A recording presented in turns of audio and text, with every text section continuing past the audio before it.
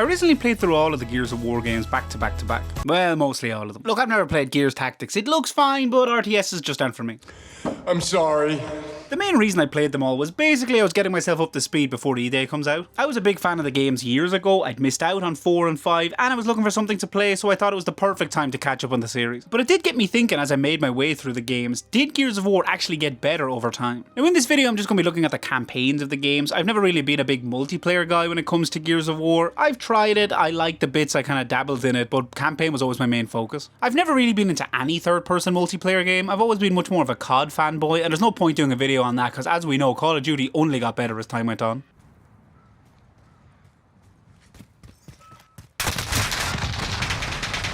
I'm not only going to be looking at how the games play and feel, but I'm also going to look at how the story progressed over time and if I feel like it got better. Going back to Gears of War 1, it's crazy to think this came out over 20 years ago, and I still think it holds up. And I don't think it really matters which version you play, the original or the remasters. The remasters are a bit prettier and the gameplay is a bit smoother, but I think you're basically getting the same game here. I love the world building in the first Gears of War. The universe hasn't really been fully fleshed out at this point. You're dropped into the middle of this war against the Locusts, and you don't really know where they've came from, what their motives are at this stage. There's a lot of mystery to the world, and I think that extends to all the characters. It's a very believable universe from characters like Dom, Marcus, Carmine, Kim. You feel like they actually exist, that they have a backstory off camera. They've got stuff going on that we're not seeing. And the story itself is fairly easy to digest. At its core, it's just we gotta get a bomb to blow up the monster so there's no more monsters. So yeah, I love the story in Gears 1, but I think the thing that made the franchise stand out and stay in place from the start is the gameplay. The shooting mechanics, the cover mechanics, the weapon variety, everything feels so tight and polished. It's still so satisfying to snap into cover, hit the active reload, get a headshot off with a long shot, get a grenade down an e-hole, use the lancer to chop up some locusts. As the series went on, of course they'd refine it a bit better, but they got the formula pretty close to perfect here from the start. The main cast was really likeable too. I feel like that was important to get right because we were going to be spending so much time with these characters over the subsequent games, and I don't think there's a weak link in the bunch of the main four between Marcus, Dom, Cole and Baird. Marcus is the no-nonsense leader of the group, Baird is the sarcastic one, Cole is the funny one, and Dom is actually probably the most sensitive of the four. The writing is really good as well. The game does take itself serious enough so that you care, but it also sprinkles in enough comedy to acknowledge how ridiculous it is also.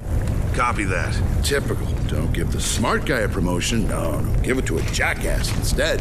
There are some weak points in the story. I really don't like the vehicle mission when you gotta fight the krill. It's fine, it's short enough. I just feel like it breaks up the good pace that the campaign was going at. But all in all, Gears of War 1, great first game in the series, great world building, great characters, great gameplay, really tight, really snappy, really fun to play. All in all, great start. And then on to Gears of War 2. This was actually the first game in the series I played. I can't even remember how I got it actually. I just remember it spawning into existence in my room one day. And if I had to pick one, this probably would be my favourite game in the series. Now, I don't know if that's just the nostalgia of it being the first one I played, and the fact this had some improvements over the first game. Did I look back on that negatively when I then went back and played Gears 1? I don't know, it's hard to remove bias and nostalgia from your opinions, but I feel like Gears 2 is a sequel in the same vein as like Terminator 2 or Empire Strikes Back, where it just takes everything the first one did good and makes it better. I feel like the gameplay is tighter, the variety of weapons is increased, the cast of characters is better. I mean, come on, this game alone introduced Ty, Dizzy, and of course our boy, Ben Carmine. I think I was 12 when I first played this game, and even then I got so upset about Carmine dying here. And playing back through the game now, I remember him being in the game for so much longer. It feels like you don't even get like 30-40% of the way through the game and they kill him off. Something I didn't touch on with the first game that I really like in the Gears franchise is the gore. Gears 1 had a good amount of gore, but Gears 2 just stepped it up a notch. I'll always remember how bloody it is being inside the giant worm and cutting its heart open. And then the cutscene after where the gang escapes the worm and they're just covered in blood.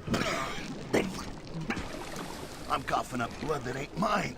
I really shouldn't have been playing this at 12 years old. I think how they expand on the story is really interesting here too. They really expand on the Locust lore and what their motives are. They kind of go from just being these scary monsters that you kill wave after wave of, to learning that they actually do have a home. They come from somewhere and they're fighting their own battle. More on that in a bit. The level at New Hope is so creepy and so mysterious and sets up a lot of stuff that wouldn't be paid off till years later. It's really different than anything else in the first 3 games of the series. I feel like the biggest accomplishment of Gears 2's story is how global it makes the conflict feel. You do really buy into the fact that falling back to Jacinto is humanity's last hope. These are desperate people, they've exhausted every other option and they've no choice basically but to kamikaze themselves and flood their own biggest city just to get rid of the Locust. I think a minor setback this game has over the first game is its villain. Although not very present in the first game looking back, I always remember him having more screen time. Ram was very memorable. He was ominous, he was imposing. I'll borrow a term from pro wrestling here. He maximised his minutes, let's say. What?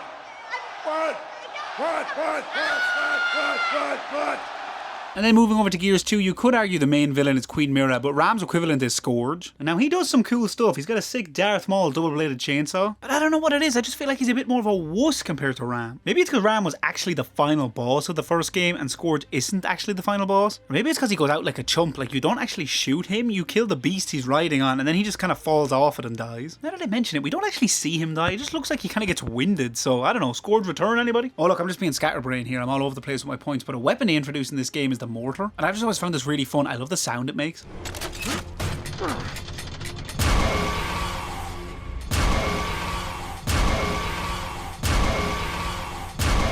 And correct me if I'm wrong, but they don't bring this back for 4 or 5. I don't know why. It's always been so cool. I like it. This game also has the best theme in the franchise. Don't at me.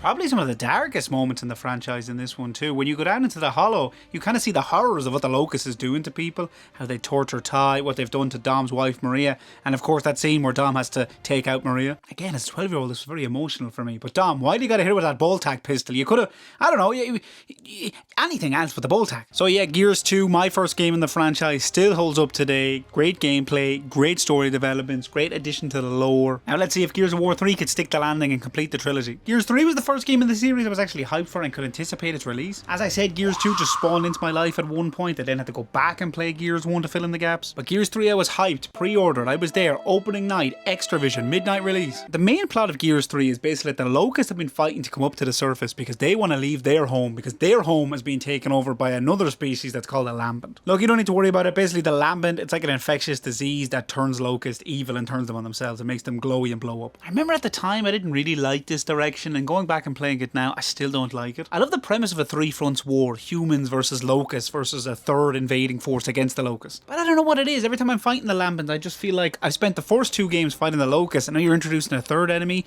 I'm never as interested fighting these. I'm always like, okay, but when are we going to get back to the locusts? And they're kind of frustrating to play against. They all explode after they die, and I know that's brought in as a narrative mechanic to make them different than the locusts, and also a gameplay mechanic so that they're harder to go up against. So I get where they were brought in. I just never find them as interesting. I always felt like the locusts were kind of conscious, semi-sentient beings who are fighting for something, whereas the lambent is just like these mutated fungus men that, you know, they're mindless. They're almost like zombies. 2 very memorable moments from this game's campaign is a Carmine finally survives, yay! It's about damn time. And of course, also tragically, Dom sacrifices himself. I remember when I was younger playing this thinking it wasn't necessary. There was other ways out of this scenario that Dom could have survived, so it felt a bit overdramatic. But viewing it now with my smart big boy brain, it's clear Dom wanted to die. I think he was sick of fighting. He wanted to go to Maria. He wanted to go to the afterlife and be with her. You actually see in the scene before this, he says to the grave, he puts the cog tags on and he says he's got to be there for Marcus. It's almost like he's trying to convince himself that no, I have to stick around, I have to fight through it, and then immediately breaks and doesn't want to continue on anymore. So I actually think it's a nice touch if you look at it through that lens. And this being what we thought at the time as the end of the series, they do wrap it up in a nice bow. You have Marcus's father coming back into the fray. He's been teased throughout the first and second games. Is he still alive? Is he not? Where is he? He's working on some sort of device that's going to kill all the lambent and the locust. That's successful. So happy days, you know, we lost all the friends along the way, but we saved the world type energy. For the story they told and the kind of constraints they put on themselves, the least interesting constraints in my opinion, I feel like they executed it well. I don't like the mirror boss fight at the end though. I'm not really a huge fan of, we're not actually fighting this person, we're just fighting the beast they're on. Like, if the beast was the villain, more interesting. If the villain was actually the boss fight, more interesting. But just the villain on a beast, I don't really like big meat spongy boss fights anyway. I feel like they could have done something more interesting with Mirror. In terms of the gameplay though, you can't really complain. Gears 3 just tightens up the already great formula they had going in 1 and 2. Oh, another thing I want to touch on as well is a character that gets really well spotlighted in this game is Cole. He gets really developed, especially in the early part of the game. You get to see what he meant to people as a big sports star. He's kind of like a beacon of hope, something fun to latch onto in this really depressing world. And I love the flashback scene of him in the dressing room, imagining there's a full crowd there, imagining himself playing a trash ball game against the Locusts, even though it's a bomb. The core of that scene is a guy who's reminiscing, and sadly reminiscing, over a life that he's lost. lost a world that he's lost. He can never get back to now. But just for a few moments, he can kind of relive the glory days. But overall, I would have to say Gears 3 probably is the weakest of the first 3 games. I think its gameplay is great. I think its weapons are great. I think it feels just as good as the first 2 games. I just don't feel like the story is as interesting as the first 2. I also think visually it looks a bit weird. Does anyone else get this? I'm not about fidelity or graphics or resolution wise. Of course, it's the best up until that point. But I feel like the first 2 had this really gritty and like dirty and tangible about the first 2 games. Whereas the third one, does this make any sense to anyone else? It just seems real dusty and ashy or something like that. I mean, I know there's an ash level as well when you're in charge, so I think it's the art style they went for. I feel like the first 2 games are real contrasty and this one doesn't have as much contrast. But yeah, Gears 3, some interesting story revelations. It's interesting how they wrapped it up. Solid enough gameplay. I would say overall they did stick the landing. They didn't completely shit the bed. But up until this point, out of the 4 main characters, Marcus, Dom, Cole and Baird, I feel like Baird was the least developed, and maybe that's why he got his own game. The next game up here, Gears of War Judgment. The black sheep of the Gears of War franchise, apart from Gears Tactics. I'm sorry. Judgment is a prequel to all of the games we'd seen up until this point. It takes place just 6 weeks after eday, which is the day the Locust first appeared. The story here shows Baird and his squad pre-meeting Marcus, pre-meeting Don. He's got his buddy Cole, Paddock, and there's another girl there who dies eventually. I don't remember her name. Learn the Flash's secret identity. I have no idea who this is. They're on trial for committing some major boo-boos, and the game is laid out in such a way that the levels are flashbacks to what they're referencing in the trial. For some reason they decided to change up the gameplay here. A lot of the controls are different. You don't use the D-pad anymore. You press Y to switch weapons. Your grenade is mapped to the bumpers. No other game in the series had that formula, so they just feel like they change it for the sake of changing it. Maybe they wanted to differentiate it because it's a spin-off game technically. And then within the game itself, anyone who played this game remembers the unique thing about this was that at a specific point in the levels you could go up to the Crimson Omens. Oh, by the way, the skull red cog thing, is it called a Crimson Omen? Don't ask. But yeah, you could go up to these omens and it would give you an optional task that would modify the level you're playing, whether that's restricting you to certain weapons, making you fight against specific enemy types, or making your vision really blurry. I think if they were ever to bring back this mechanic, I don't think it should be in the main part of a campaign. It should be like an optional bonus mode. These could just basically be modifiers, Halo skulls, or mutation that they had in other games. I don't think it needs to be baked into the game itself. I feel like having this in the main campaign actually does the opposite of what it's trying to do by bringing variety. It actually restricts you, because if you want to play to 100% completion or play to the maximum score like I do, you feel forced that you have to accept these challenges, so you're forced to play the same way every time you're playing the levels. The game is a prequel, like I said, so the story implications aren't as important as the other games, but it does good world building. It sets the stage for what's to come. It introduces some characters that we'll see further down the line, and it expands a bit on Baird and Cole's characters, so job done there. Judgment was actually the last Gears game I played up until my most recent batch of playing these games. I don't know what it was, but when 4 and 5 came out, I just didn't care for them at the time. So I was excited when I got to Gears of War 4, my first new Gears of War game I'd played in over 10 years. Some things I like what they did here. I liked that there was a bit of a time jump. The first 3 games take place very close together, so it's nice to see what's happened in the universe as we give it a bit more time to pass. And I feel like it opened strong. I like the flashback to the Pendulum Wars. It's nice to see that in a game for once. And I think they went the logical direction of how the world is recovering. We had to set up cities. So many of the population was lost in the Locust War. People are adjusting to this new life. But then I just feel like they ran into the problem that I thought they might have, and that's, who are we going to go up against? We spent a lot of time fighting robots, which, I mean, infinitely less interesting than the Locust. It doesn't fit Gears of War, I think. And then they obviously had the problem of how we're going to bring the Locust back. We don't want to undermine what happened in the previous games of us wiping them out, but we also want you to be able to fight some cool cast of characters and monsters again. And they went with this plot point that basically the device that Adam Phoenix used to wipe out all the Lambent and the Locusts put them into this hibernation state. They crystallized and they were fertilized into a new type of Locust that is Swarm. It's never really given a great explanation as to how they've returned. And like, if emulsion, which causes lambency and stuff like that, is in the air and people have breathed it in, how come they're not becoming crystallized even to a minor degree? I feel like they went with an okay direction with it, but I just feel like it's one of those things at its core, even for existing in the first place, is a problem because it undermines the trilogy. It's tough, it's very tough. And I feel like this was a decent attempt, but I still feel like it doesn't hit the mark fully. Obviously nice to see some old friends again. Marcus, Baird, Cole, they show up. But the main cast and our new heroes to root for in this one is Kate, Dell, and JD, Marcus's son. I feel like they are likeable. They're much more realistic characters than the original 4, shall we say. In a weird way, you think that would make them more interesting, but it makes them less memorable because they don't fall into the archetypes. And I actually really like the tease at the end of the game that one of the new characters, Kate, is involved or some sort of Locust heritage. Her mother's got this Locust necklace pendant on that she took from her after she died. So That's an interesting way to take the story, I'll give them that. Moving over to gameplay, I really like what they did with Gears 4. You feel a lot lighter. It's still that snappy, good cover mechanics, nice gameplay feel, active reload still feels as good, the guns still feel as good. Obviously, graphically, it's way better. It's another console generation up, so you'd expect that. It definitely feels like a Gears of War game. Sometimes it doesn't look like it. You gotta admit that. Sometimes it doesn't look like a Gears of War game. But overall, the feel and the vibe I get is this is Gears of War. Is it better than any of the first three in Judgment? I mean, if you were to tell me right now, would I go rather play this or Judgment? I'd probably rather play Gears 4. I'd probably rather play it over Gears 3 even. Is it an absolute 10 out of 10, the best direction they could have taken the series? No, I don't think so. But is it a solid attempt? Yeah. And finally moving over to the most recent mainline game in the franchise, Gears of War 5. 5 pretty much picks up where 4 left off, but this time Kate is much more the main focus compared to JD. We figure out that Kate is actually Queen Mira's granddaughter, and Mira and her daughter were actually raised in some sort of underground facility, which is also responsible for the breeding of the locusts in the first place. Oh yeah, you find out in this game that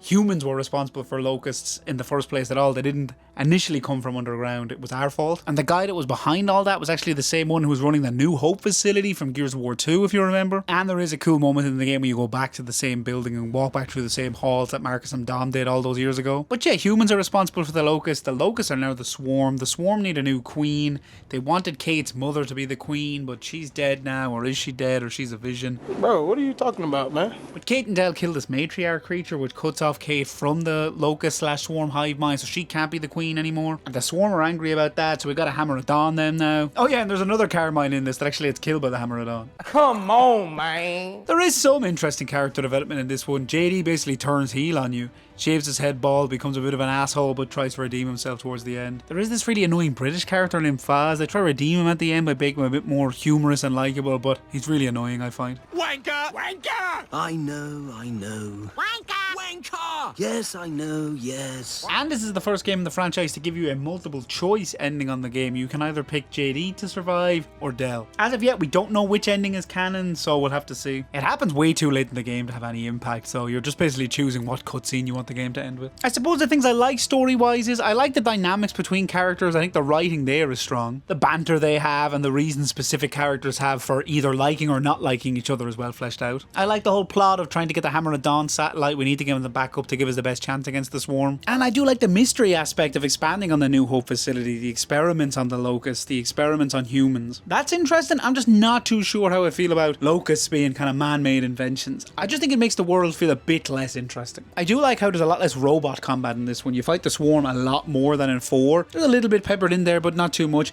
I think Gears should always be a monster shooter. It's more interesting fighting monsters. In terms of the gameplay, again, not much has changed from Gears of War 4. It's still tight, it's still snappy, it's still Gears of War. Probably the most confusing choice to me was there's 2 sections in the game that are basically semi-open world. You have a snowy section and a red desert section with a hub area that you can take the skiff around on to points of interest, and then within them it kind of becomes more of a linear Gears of War style level, but to get to those points you can kind of choose what order you want to tackle them. And I'm hesitant to say the phrase again, it just doesn't feel very Gears of War-y, because games should be allowed to innovate. You should be allowed to bring in new things that change the formula, but this just feels so outside the realm of what the game's core is. And not only that, but they're kind of empty. Like if the area was completely filled up with a normal Gears of War style space, it's just bigger.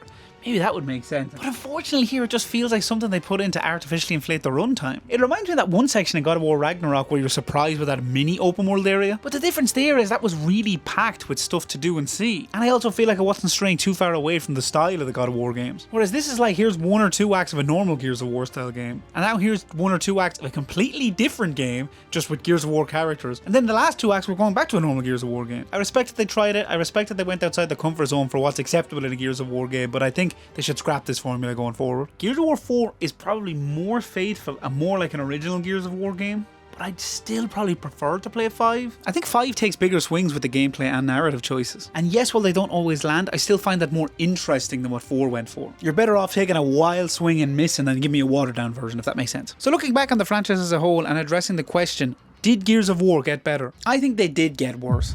I'm not saying they're bad, I'm not saying they're terrible, I'm not even saying they got a lot worse, but I do think they went downhill. And I think that's from a story and setting standpoint. I think gameplay wise you can't complain. It's got tighter, it's got snappier, it's got more addictive to play. And again, this is just looking at it from a campaign point of view. I've seen some of the clips of the movement tech people do be using in multiplayer and that scares me. But just looking at the story, I feel like Gears ran into the same problem that most franchises that go beyond 2, 3, 4 iterations do. They wrote themselves into a corner. When you kill off and basically end the race of your main antagonist in your 3rd game, you gotta come up up with creative ways to keep the story going. And that's so hard. Could I do any better? I can't come up with anything better. I actually think the route they took, that the locusts have basically been incubated by emulsion crystals and come back years later as a semi-different species, is not a terrible idea, but just inherently at its core, that's always going to be compared to the original as a rehash, as a boring retreading of old ideas, mixed in with nostalgia. It's tough to overcome. I just think inherently following up a trilogy of games that has a story that ends with the main antagonist being defeated will just always lead to a creative writer's block that'll never be as interesting as the first go around. But that's another thing to factor in as well. Just because something isn't as good as something else, it still is worth existing. After stepping away from the franchise for so long and then coming back into it, I think it would have been so easy to mess up 4 and 5 and ruin the legacy of Gears as a whole. But as a lapsed fan, for the lack of a better term, who's coming back into the franchise, I look at them both as an interesting creative direction that they took the series. So until the day comes that they make an absolute travesty of a Gears of War game, I'll still be a fan. I'll still be excited to see what they come out with. But that's it for me. Thanks for listening to my ramblings about Gears of War. If it seemed a bit incoherent, that's because it is. I just finished 5 last night, and I wanted my thoughts to come out a bit more free-flowing, a bit more raw than a scripted review. I'm excited for eday. If you're a Gears of War fan, or a lapsed Gears of War fan like I was myself, I hope you are too. The game looks good. So here's some more good entries in our favourite franchises, and if not, at least I'm semi-okay ones. Thanks for watching, folks. Bye, bye, bye, bye, bye, bye, bye, bye, bye, bye, bye, bye, bye, bye, bye, bye, bye, bye, bye, bye.